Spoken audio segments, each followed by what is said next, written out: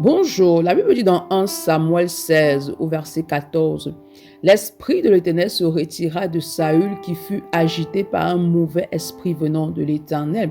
Donc ici, l'esprit de l'Éternel s'est retiré à un moment donné de Saül, ce qui veut dire qu'il est possible pour toi de perdre le salut de ton âme en fait.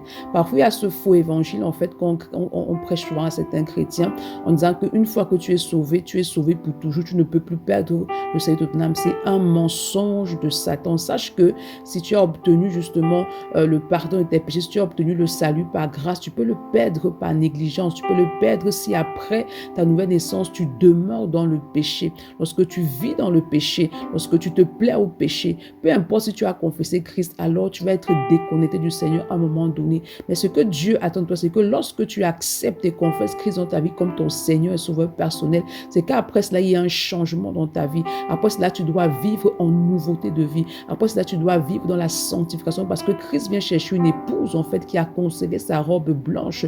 Mais lorsque tu demeures dans le péché, alors tu risques de perdre le salut de ton âme. C'est pourquoi ce matin, demande au Saint-Esprit d'activer en toi une aversion pour le péché. Demande de te donner la capacité de persévérer dans la sanctification, de vivre en nouveauté de vie. Demande de t'aider à demeurer dans la conscience que tu dois veiller en tout temps sur le salut de ton âme.